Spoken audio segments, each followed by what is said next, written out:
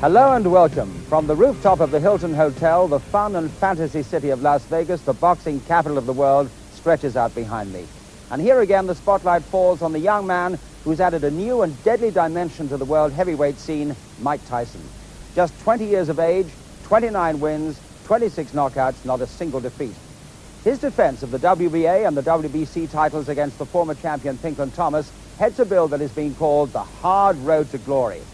If Tyson is victorious, he'll face the winner of the other world title fight that you'll see for the vacant IBF championship, Tony Tucker versus James Douglas, in a final contest in August to determine the undisputed heavyweight champion of the world.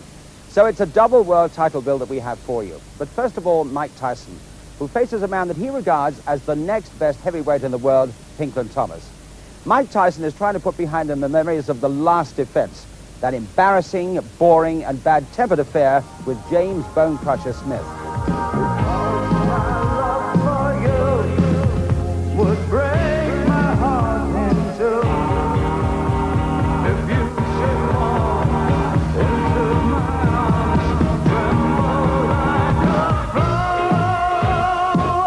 Anybody that takes the Bone Crusher Smith fight seriously and looks at it and say, well, this is Mike Tyson at his best, and this is the fighter that I expect to fight when I fight Mike Tyson, they're going to be in for a lot of trouble. I think that Tyson's so used to going in and racking guys on the chin and knocking them cold and walking away. I think Smith just proved a point that, you know, the kid is not invincible. I'm always there to fight. I'm always there to give the people their money's worth. He holds both the belts. So I respect him. I have to respect him because he's a champion. But the night of the fight, after the bell ring, I have no respect for him at all. Well, those are strong words from a man whose career has been marred by drugs, a flirtation with the pop world, and a broken marriage. Much of Thomas's renewed confidence is down to just one man, the maestro Angelo Dundee, the man behind Muhammad Ali, and the man who steered Sugar Ray Leonard to that historic comeback victory over Marvin Hagler. Dundee is not that impressed with Mike Tyson. Tyson don't belong in the same category as a Pinklon Thomas. And I don't mean that sarcastically or berating a Tyson. Tyson hasn't been to school yet. Now, all the qualities of a Pinklon Thomas beats Tyson. He's got the best jab I've seen since Liston. It's a crushing jab. It go right through him. All I can tell you is that him in the right frame of mind, him in the proper conditioning, him not thinking of other things. He's a heck of a fighter. He's the best heavyweight out there.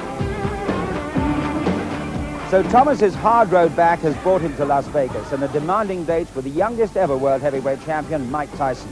The WBA and WBC titles are at stake. And now, with nearly 14,000 fight fans assembled in the outdoor arena of the Las Vegas Hilton, let us join at ringside the former world lightweight champion Jim Watt and leading off, Reg Guthridge. So the Rocky theme they're playing then for the entrance of Iron Mike Tyson. And now that Marvin Hagler and Sugar Ray Leonard are out of the picture, this is the man who's carrying the torch of boxing these days, the main man. Now this is obligatory to carry these belts. This is not Tyson's own idea. Both ruling bodies wanted. There it is, no dressing gown, sweating like anything, ready for business. What a fighter this man is. 20 years old, you remember. I use the word man advisedly.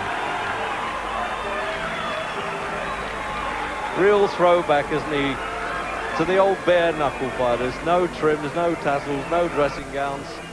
And walks in there, and Jim, it looks as though he's already worked 15 rounds. The sweat bouncing off him. Yeah, he's obviously done a good little workout in the dressing room before he came out. That's one of the things you have to admire about Tyson. He starts right at the beginning of the fight and never stops. So he's obviously got himself warmed up nicely. Introducing, in the blue corner, fighting out of West Los Angeles, California, weighing in at 217 3/4 pounds, with a professional record of 29 wins, 1 defeat, 1 draw, and 24 KOs. He's rated #1 in the world by the WBC and is a former champion of that organization. Ladies and gentlemen, here is Pinklon Thomas. And in the red corner, fighting out of the Catskills in New York, weighing 218 3/4 undefeated in his professional career with 29 wins, no defeats, 26 KOs. He is the WBC, WBA, heavyweight champion of the world, Iron Mike Tyson.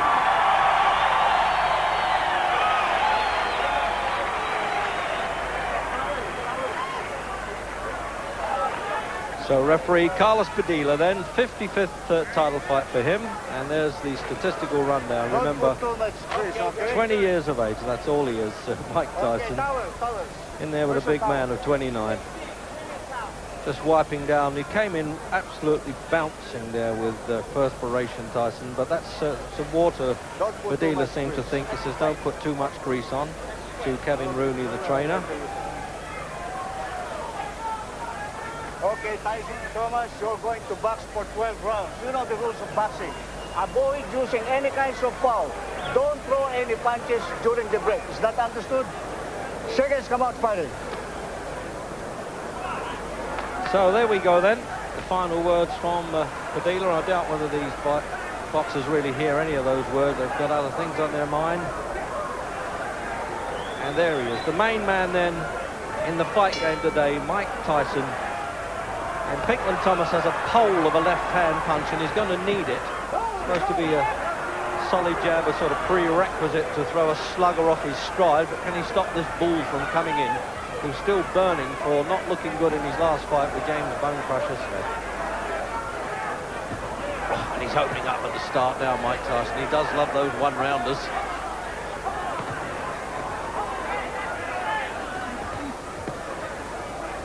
Thomas won't be found wanting when it comes to a bit of gameness. He's proved that in the past. He's only had one really poor fight when he lost his championship to Trevor Berbick. Very troubled, he said, about that.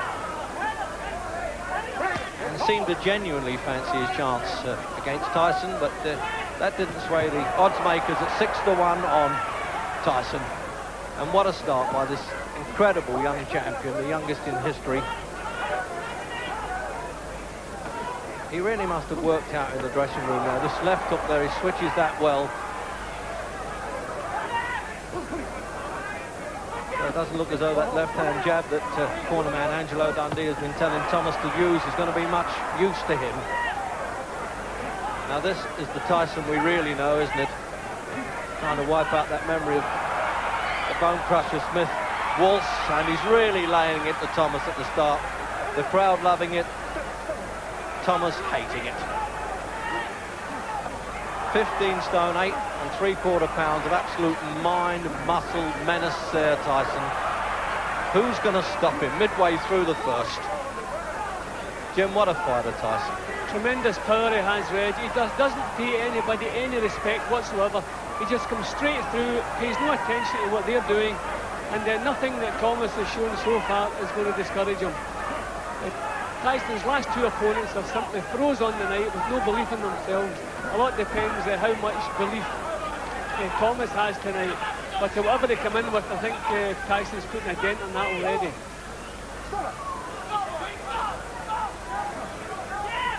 Well, he's not going to get tangled up at close quarters in this fight, Tyson, as he did with Smith. He's going to learn to break the spider's web and not get entangled in it, and he's really unloading some terrific punches.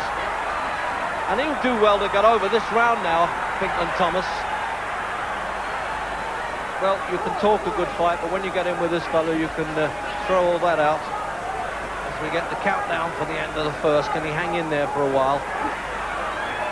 As I said, he's got plenty of guts, Pinklon Thomas. He's standing up well, considering he's taken the full force of those punches. Well, a man, remember, who's 2 stone heavier than the great Rocky Marciano. 2 stone and over a stone heavier than Joe Frazier was.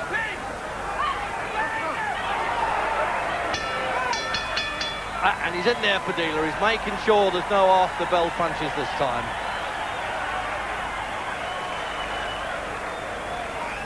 Well, is this man pleased to see that stool? Now, what's Angelo going to do now to pull him together? So the doctor's looking in the corner there, and Dundee is very upset by that. That's unusual, Jim, isn't it? Hasn't taken a knockdown, and a Flip Hermansky, the doctor, came in there. Yeah, have a look at that. Yeah, well, he took a tremendous amount of punches bang on the chin. Every punch that Tyson throws is a jawbreaker. and Pinklon took quite a few of them clean on the chin. Obviously the doctor was a bit concerned, but I don't think he did Pinklon's cause any good by come up and interrupting in the corners, because he needs every second in there he can get. Well, the overhead look at that, and he really is tottering, but did well to stand up. Just making sure he hasn't got too much grease on there, Thomas. And now he's shouting at the referee as we come out for round 2 there, the trainer.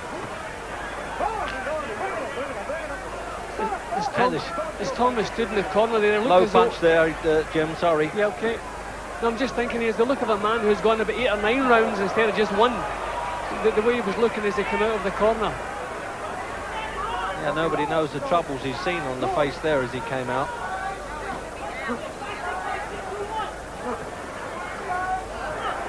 So now let's see if he's learned any lessons now, Tyson, on fighting in close like this.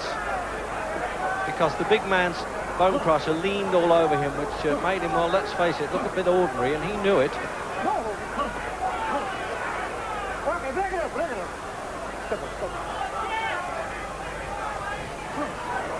As he said, he wears black all the time, Tyson, because he likes to look the bad guy, although people who know him well say he certainly isn't outside the ring, and I agree with that.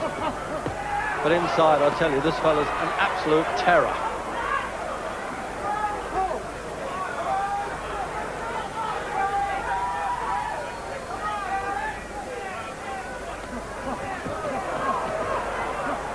He's had 3 wins, Pinklon Thomas, since he lost his championship to Trevor Berbick, so he's on a winning roll, which is why he got the #1 position by the WBC. This is for both championships, but scheduled for 12 and not 15 rounds. Now, what's he wrestling for like this, Tyson, Jim? He could do without this. Yeah, but I think every punch he throws is a knockout punch. He's simply waiting for the chance to let one go. He's never in any hurry. This is probably not worrying him too much. It's only the second round, and he knows he's trying to push Thomas off now, but Thomas is hanging on to him. Again, it's not really Tyson's fault, this kind of fight. Well, there's Harry Gibbs from London. You can see there's one of the judges, but I would think he won't be needed.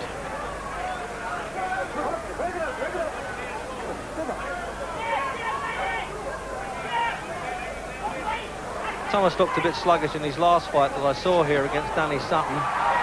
He won it.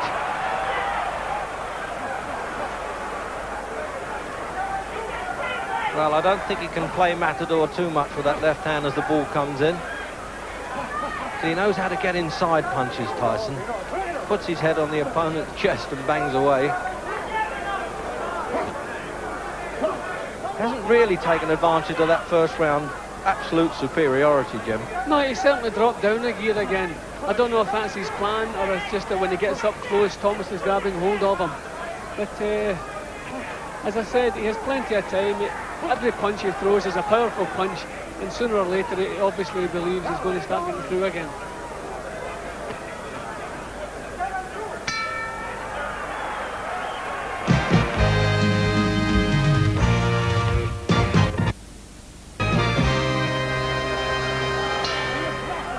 Into round 3, and Pinklon Thomas did well to overcome that really disastrous start there. But remember this, when Tyson has had to go the full distance, he's won so clearly. That's the impressive part of him.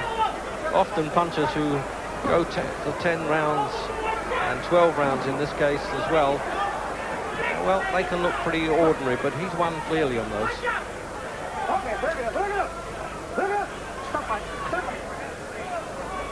So the referee's going to have to work a bit harder, pulling them apart. Yeah, you can't really blame anyone for grabbing hold of Tyson inside, because nobody can compete with the strength or the power he can get into his short punches. So any opponent that ends up getting close to him is going to grab hold of him. It's a bit ridiculous, Jim, when you think in his home state of New York is too young to legally drink alcohol, and there he is now, the heavyweight champion of the world. Mind you, I wouldn't like to be the bloke that refused him.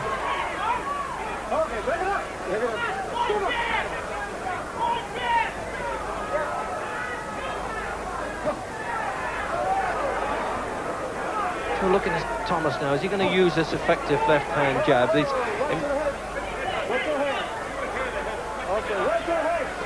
Well, very severe warning there, Carlos Padilla, for watching heads. They can take mandatory points off for that now. So any success that Thomas has, the crowd are willing to cheer anyway. They want to be with the underdog at 6-1 on. Although Tyson, of course, is an immense favourite right across the States. And indeed now in Europe. See a little bit of blood in Thomas's eyebrow. I think that clash of heads just looks like a slight little nick, but I can see a little bit of blood. Yeah, Padilla looked at that a long time, actually.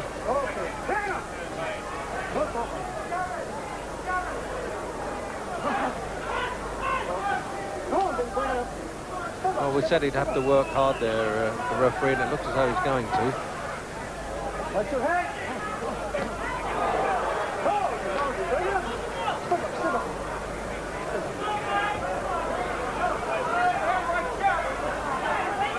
Trouble with Thomas, Jimmy, boxes open to mouth. There's a sort of distressed look about him, even when he's winning. Yeah, I don't think he'll want to get caught in the chin by Tyson when his mouth is open. But it's possible that in that first round, Thomas was shocked with the power that Tyson had, because he's managed to get himself back into it a little bit more since then. But he just didn't seem to know what hit him in that first round. The crowd don't like it now. They're remembering Tyson and Bone Crusher, and they don't want that.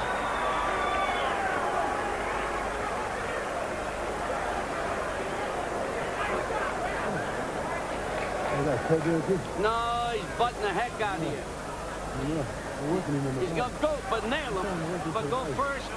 Don't lay in the clinches. I want you to go first out of everything, okay? Guy's bum's getting desperate. He's trying to butt the heck out of you, you know what I mean? It's all right. I want you to go first with everything. If he comes jumping at you, go for him. You're here, you understand? You're here. You guys got to do it. You understand? Let's have a look at this now. They're complaining about the head coming in a bit, Jim. Well, being that he is short and he's got to get inside, he obviously, even whether he's meaning it or not, he is a little bit dangerous with the head.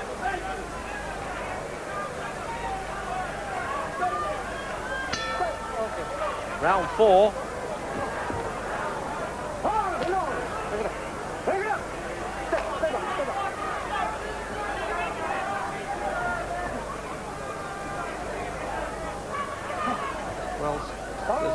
A few fighters that said they could beat Tyson, but none have baited him in the way that Thomas did early on in the initial press conferences. So I think Tyson came in with a little bit of needle in the belly there. Oh, right over the back of the head. It's just as well for Thomas that. See, Tyson's going to have to throw punches on the way in. If he moves into a clinch, then his opponents are grabbing hold of him and stopping him working. He's going to have to punch as he moves in. He's leaving it that second or so too late. Well, his trainer says he's still at college as far as professional boxing goes, and he's right. But of course, you've got to judge him as a champion, Jim. That's the point, not as a learner. Yeah, well, I would say that's his problem at the moment. He's moving in before he lets the punches go. He wants to let the punches go as he's moving in.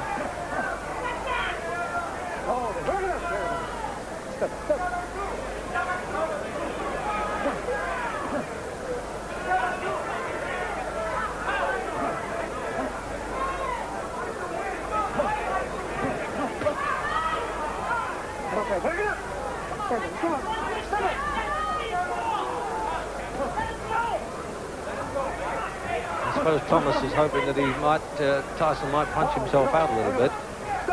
He likes the idea of people who have taken him distance, but they've all been 6'5", and he does have trouble with tall fighters. He's supposed to be 5'11", Tyson, but there's often a dispute about that. He certainly doesn't appear it now. So it looks as though he's got to work a bit hard for his money. He's had to work to get in shape for this. $2.5 million there, Tyson. Well, Mug's game, you tell that to Tyson. He didn't even finish school and now has bought his first Rolls Royce.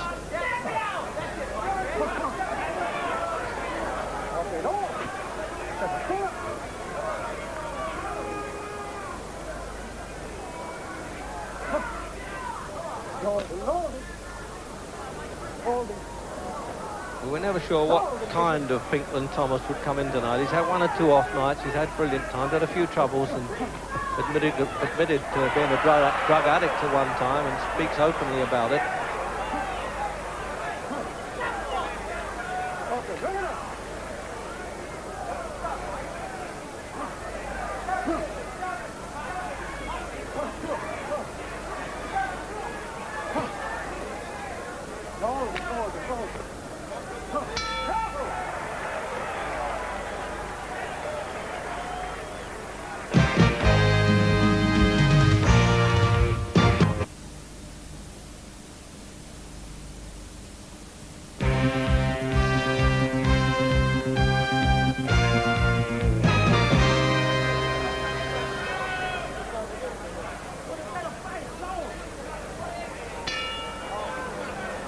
Into the fifth. Tyson's corner man there, Kevin Rooney, saying you're not using your left jab at all, and he wants him to. But I've got my doubts whether he can actually out-jab Pinklon Thomas. That's his best punch. There it is there, you see, trying to match him with it.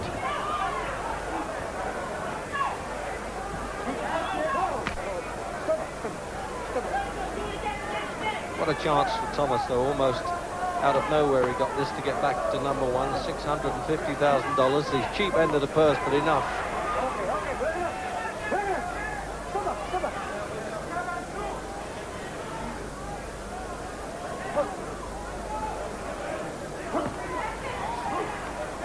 It's just that bit of rawness showing with Tyson at times, Jim. A little bit of subtlety is missing. Yeah, well, a few times he has been taken into the later stages. And it's simply because his technique is a little bit lacking, but normally he makes up for it with the power he has. But you can see he's short of ideas here. It's time now to do something else. I think Thomas is getting used to these lunges and the punches that are coming his way, and he knows what's coming now. So Tyson now has to think of something else, maybe show a feint and try to draw Thomas's lead and come back with counters of his own, but he's a little bit short on ideas tonight.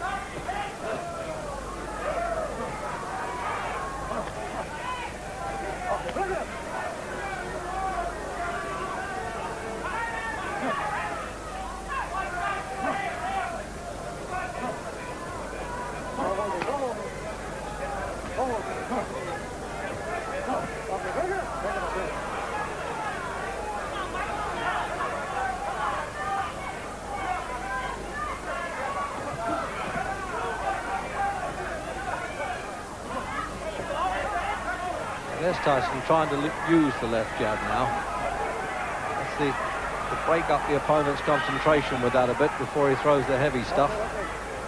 Although I should think those left jabs hurt enough.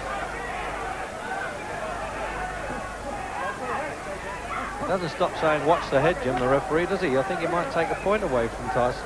Well, he was just a little bit dangerous a couple of seconds ago. Well, he certainly was there, but not with his head.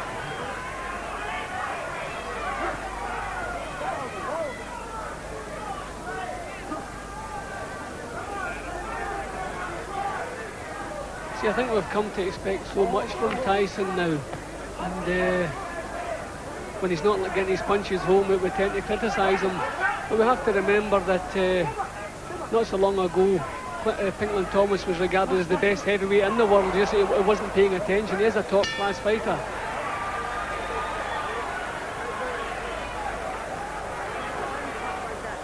Pay attention, Jay. You're bad attention. What's the matter? You're getting tired.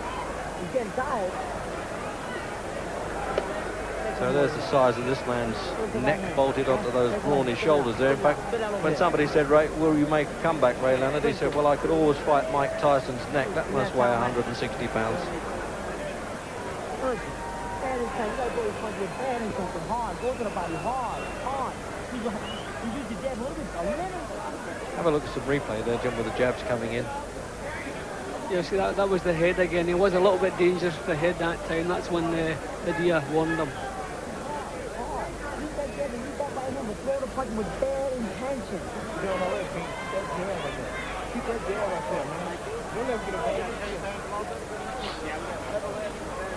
So they're having to change the glove here now. This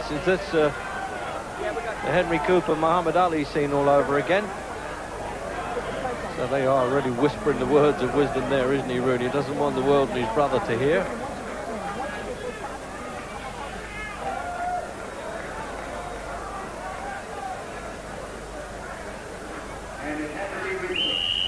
So the marshal ceremonies announced to the audience there that the glove had torn and had to be replaced. And it's always good to know they've got the spare gloves on hand. Into the sixth.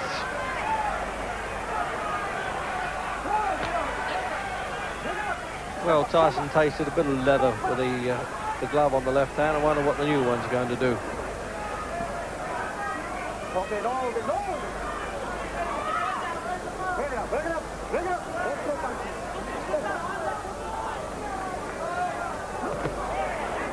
Thomas has been saying that using the solid left lead like that is a sort of key to the door, and that opens everything up for him, but he just hasn't been able to hold this fella off enough.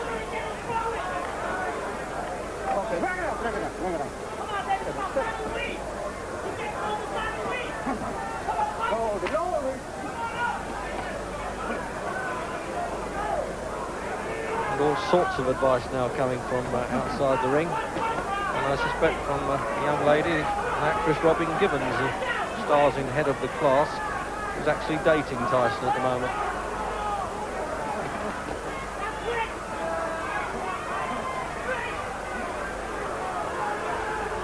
See, now the crowd are booing there, Jim, a bit unfairly, because they're fighting inside, and that proved it. And then they immediately switched to cheers there. Yeah, well, just as I said, by Tyson's own standards, this is kind of calm stuff. They expect to see the dynamite all the time. Oh, he got the job done there. I think he must have heard you there, Jim. What a peach of a left hook that was. And he's going to do it in the sixth because he's only midway through. And this is the way he finishes him off now. The master of the finishing stuff. What a fighter. Absolute ferocious. And what a game man. He took every punch in the book there, Pinklon Thomas. He is not going to make this in the sixth round. And your heart goes out with him, the embarrassment of him being knocked out like that with all the heart in the world. He can't control the legs, but what a tremendous finish there by the Iron Man himself. He's following the loser over to the corner. Once the bell's gone and it's all over, he's the most compassionate guy in the world. Great supporter of kids' charities here. But I tell you, he really is some guy in the ring. What a finish, Jim. It has to be, without doubt, the best finisher in the game today. One good solid punch got through, shook Thomas up a little bit, and then over they came. Every punch was meant to nail him to the floor, and eventually over he went. A tremendous finish from Tyson. There's manager Jim Jacobs there, just whispering in his ear, you can make a few more million, son. Well done. It's a very close-knit corner there, and there's two doctors of the Nevada State Commission working there in Pinklon Thomas's corner. Well, what a fighter, and I emphasise yet again, Jim, 20 years old, and here's the finish. See, once he gets the opponent in trouble, every punch that comes over is a finisher. It's a cracking uppercut, and set to come in with the rest. And we look at another angle. I mean, his head almost departs the shoulders there, Jim, doesn't it? He's just got no chance. And what a brave guy. He took some really hard punches before he went down. Look at that, absolute on the button. And you knew he went down there, his head flopped like Wurzel gummies there, and he couldn't get up. Jim? Yeah, every single punch from all angles, and he gets full power into everyone. That was a signal, the punch that came up the way, and then overcome the left hook, and that was all over for the night.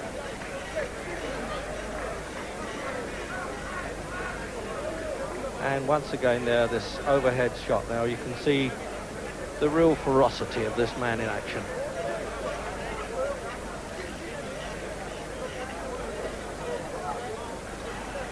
So here's Tyson's reaction then, and he's talking to my colleague Larry Merchant.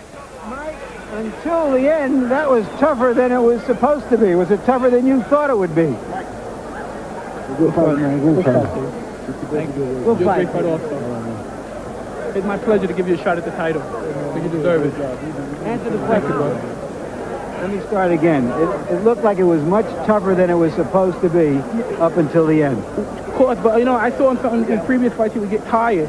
And I said, if I knock him out early when he's tired, he won't have no defense and it'll be spectacular. And I knew he would get tired somewhere around the 7th round. And I saw in the last two fights, he was gasping for a little air.